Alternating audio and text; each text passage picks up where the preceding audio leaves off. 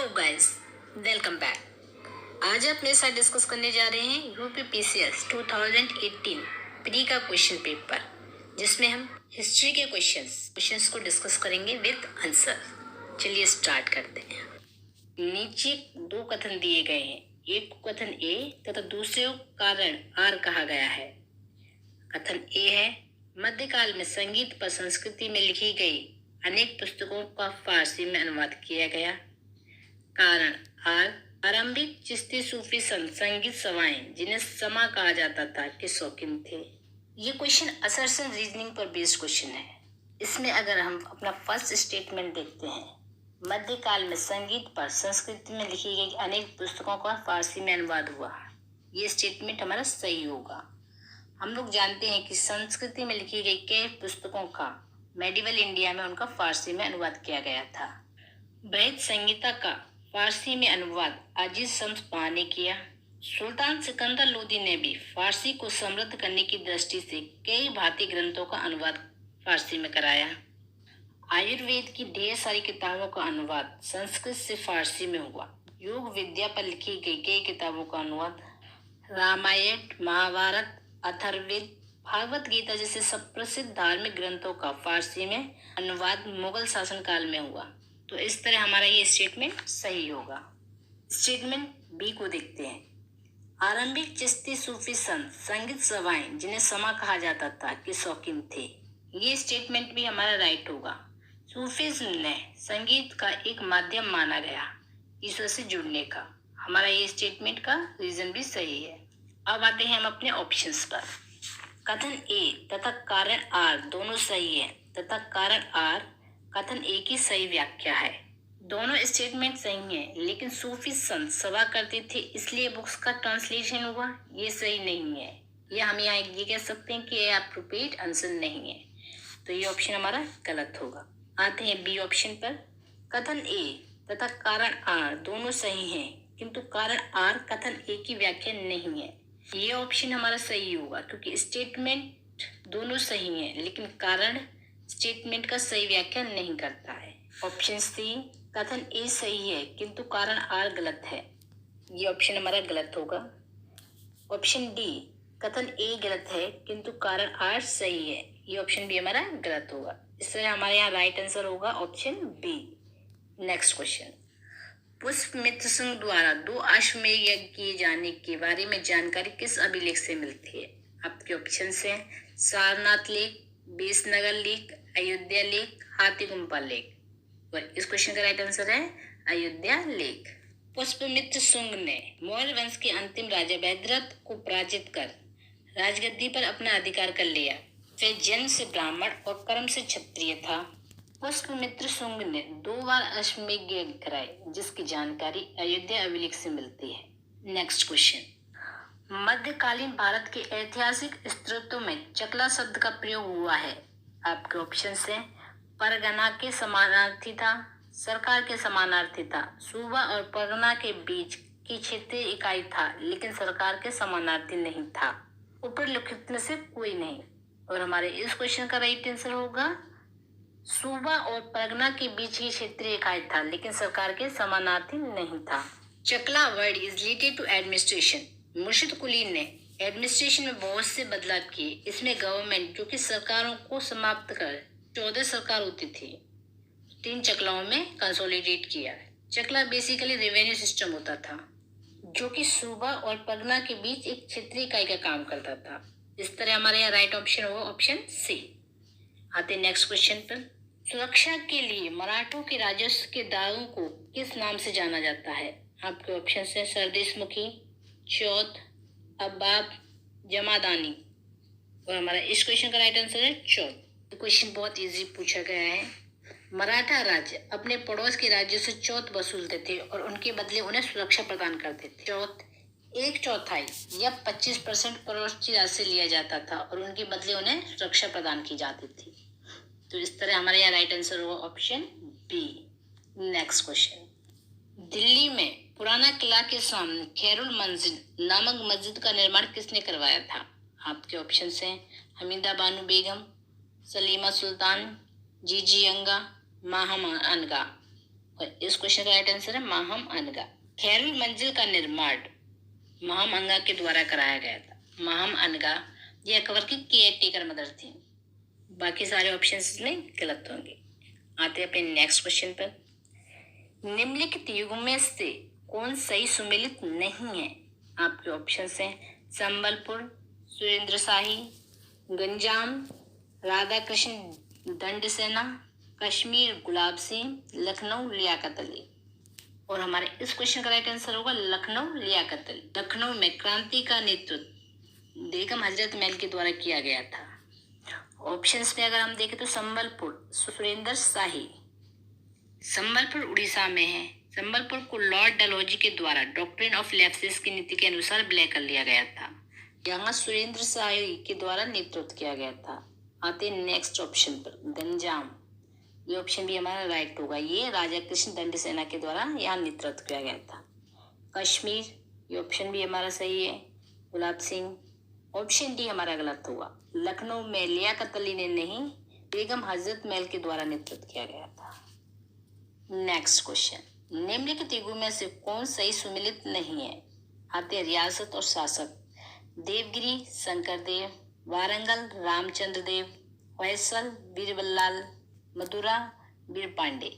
और हमारा इस क्वेश्चन का राइट आंसर है ऑप्शन बी वारंगल रामचंद्र।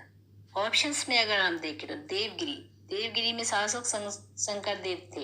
ये ऑप्शन हमारा राइट है।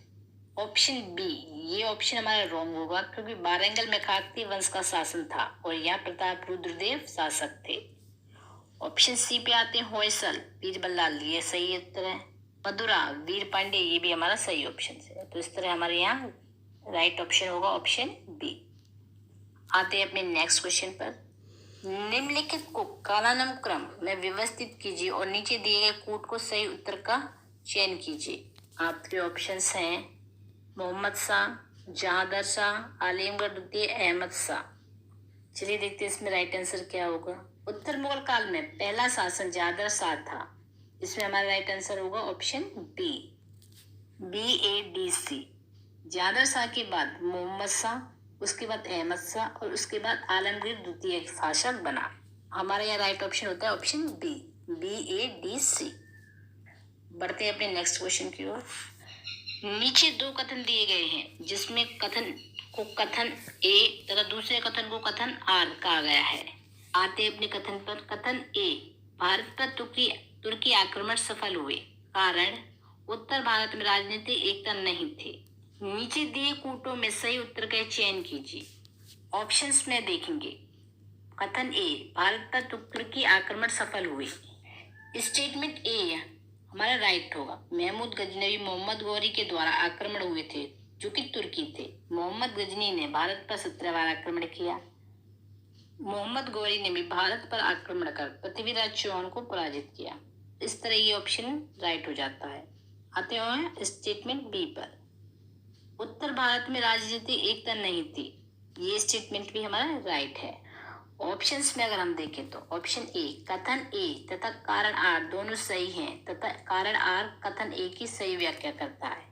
तो हमारा राइट आंसर होगा ये, क्योंकि दोनों ही स्टेटमेंट सही हैं और कथन बी कथन ए की सही व्याख्या कर रहा है।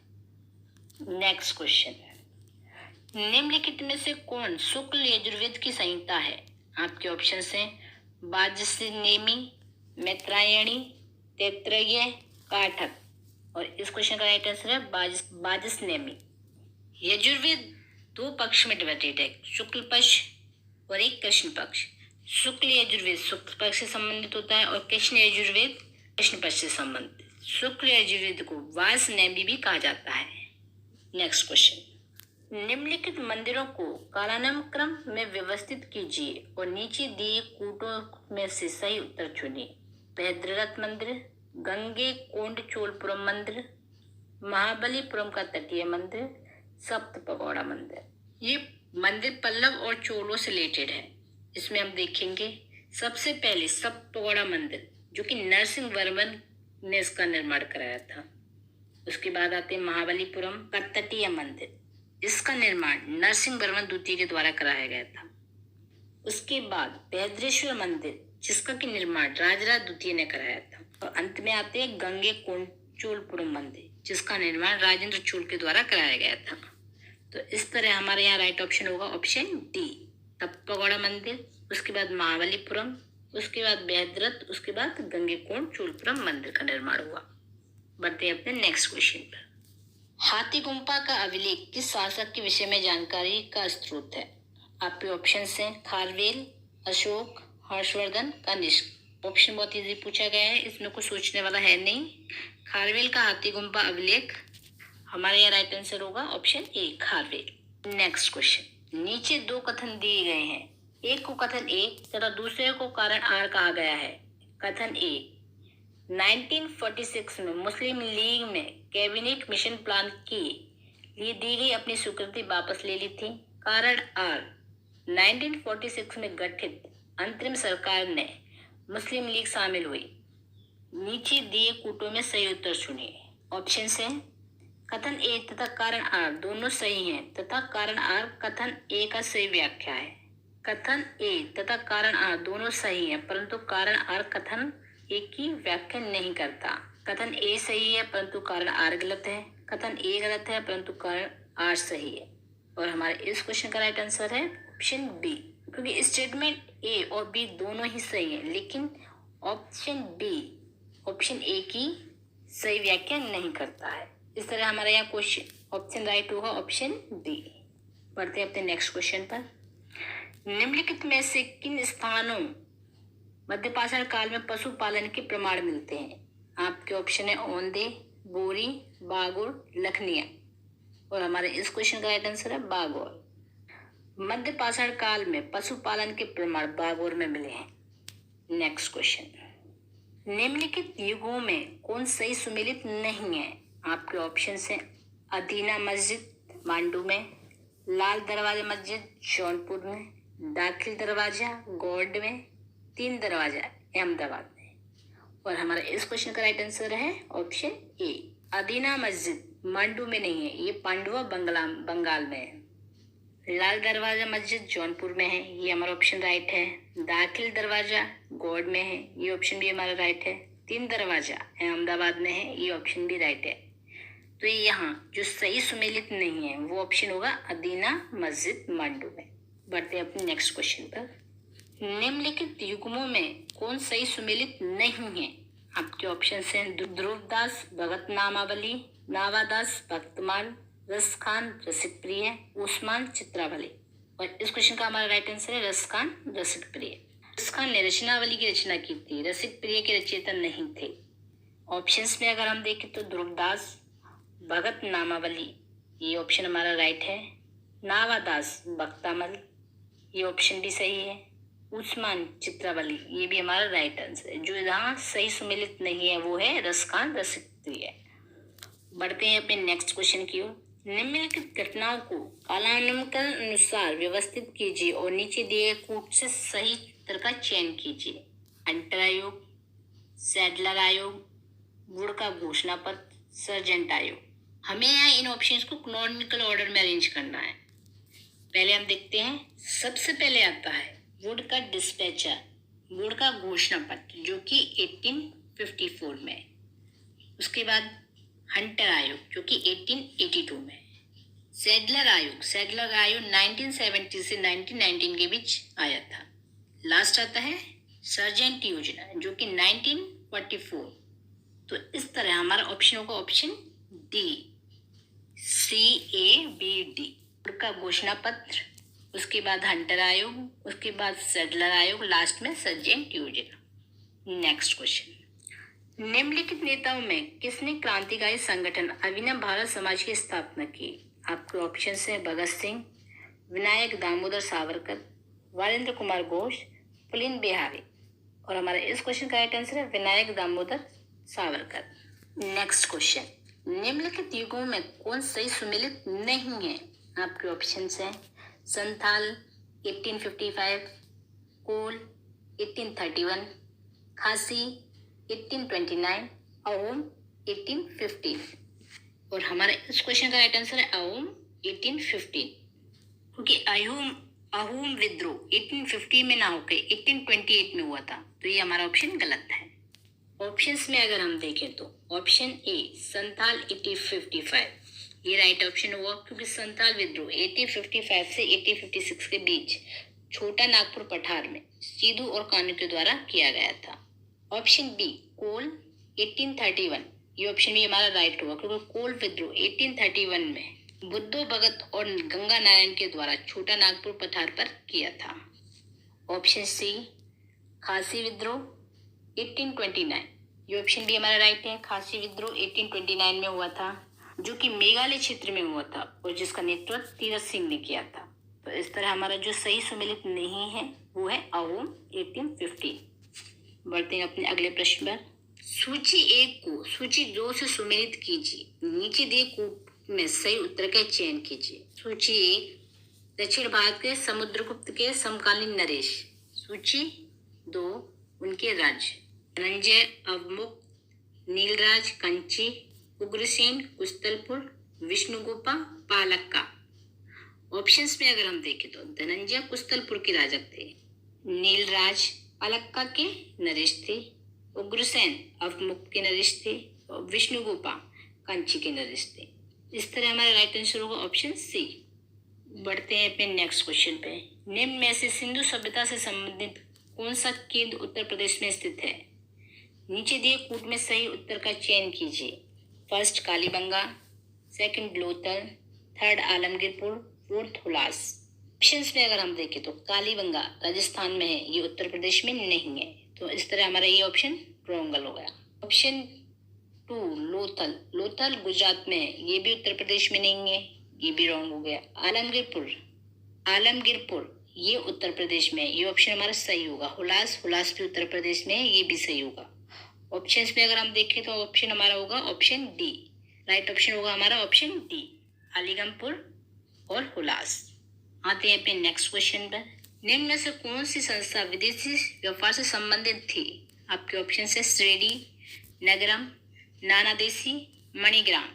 और इस क्वेश्चन का राइट आंसर है नानादेशी। ये लोग वो लोग होते थे जो सभी देशों में जाया करते थे। ऑप्शंस में हम देखें तो श्रेणी, श्रेणी सभी तरह के संगठन को कहते थे। नगरम, नगर में रहने वाले व्यापारियों को कहते थे। नानादेशी, नानादेशी ऐसे व्यापारी होते थे जो विदेशों से संबंधित होते थे। तो इस तरह हमारा यहाँ राइट ऑप्शन होगा ऑप्शन सी, नानादेशी। ये था हमारा यूपीपीसीएस 2018 प्री का हिस्ट्री का क्वेश्चन पेपर। उम्मीद करती हूँ वीडियो आपको पसंद आई। Keep watching.